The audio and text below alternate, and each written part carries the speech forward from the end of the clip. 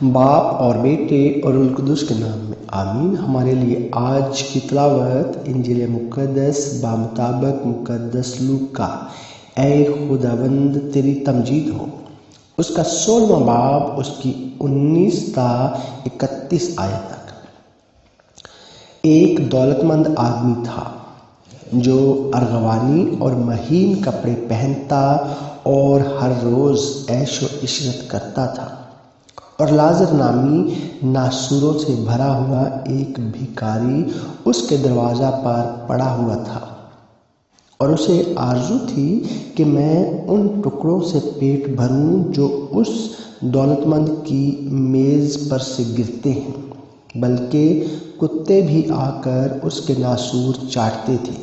اور ایسا ہوا کہ وہ بھکاری مر گیا، اور فرشتوں نے اسے لے جا کر ابراہیم کی گود میں پہنچا دیا، اور وہ دولت مند بھی مرا اور دفنایا گیا۔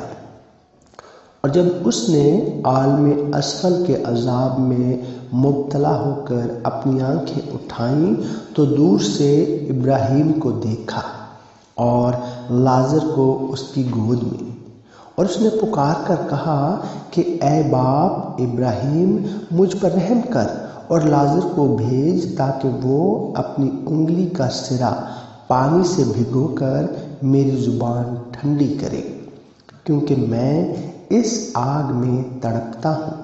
پر ابراہیم نے کہا، بیٹا، یاد کر کہ تو اپنی زندگی میں اچھی چیزیں حاصل کر چکا، اور اسی طرح لازر بری چیزیں، پس اب وہ تسلی پاتا ہے پر تو تڑپتا ہے۔ اور ان سب باتوں کے علاوہ ہمارے تمہارے درمیان ایک بڑا گڑھا حائل ہے، ایسا کہ جو یہاں سے تمہارے پاس جانا چاہیں نہ جا سکیں، اور نہ وہاں سے یہاں آ سکیں۔ تب اس نے کہا، پس اے باپ، میں تیری منت کرتا ہوں کہ تو اسے میرے باپ کے گھر بھیج، کیونکہ میرے 5 بھائی ہیں، وہ انہیں آگاہ کرے، ایسا نہ ہو کہ وہ بھی اس جائے عذاب میں آ پڑے۔ مگر ابراہیم نے کہا، ان کے پاس تورات موسیٰ اور صحائف انبیاء تو ہیں، وہ ان کی سنیں۔ اس نے کہا، نہیں اے باپ ابراہیم، لیکن اگر کوئی مردوں میں سے ان کے پاس جائے تو وہ توبہ کریں گے۔ مگر اس نے اس سے کہا کہ جب وہ تورات موسیٰ اور صحائف انبیاء کی نہیں سنتے تو اگر مردوں میں سے کوئی جی اٹھے تو اس کی بھی نہ مانیں گے۔ انجیل جلیل کے وسیلہ سے ہم سبوں کی خطائیں معاف ہوں۔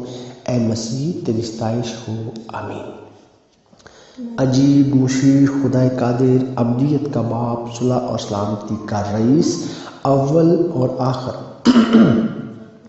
ابتدا اور انتہا، الفا اور اومیگا، قدوس قدوس قدوس خداوند لشکروں کے خدا، آسمان اور زمین تیرے جلال سے معمور ہے۔ اے میری یہوہ خدا، پیار سے بھری خدا، پیارے خدا، تو جو قہر کرنے میں دھیما اور شفقت میں غنی ہے، میں آپ کی جتنی بھی تعریف کروں تو کم ہے، کیونکہ آپ بے حد تعریف کے حمد و ثنا کے لائق ہوں۔ اے میری یہوہ خدا، پیار سے بھری خدا، پیارے خدا، پاک کلام میں سے جو کچھ بھی پڑھا گیا، سنا گیا، اسے ہمارے ذہن میں نقش کر دیجیے۔ ہمیں پاک کلام کے نیک، سیدھے اور سچے راستے پر چلنے کی توفیق عطا فرما دیجیے۔ بدی اور برائی کے راستہ سے ہم کو دور رکھیے۔ ہماری جو بھی نیک اور جائز خواہشات ہیں، اپنے الہی خزانہ میں سے پوری کیجیے۔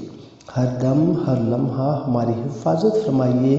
یہ سب کچھ مانگتا ہوں تیرے بیٹے اپنے خداوند یسوع المسیح کے وسیلہ سے، آمین۔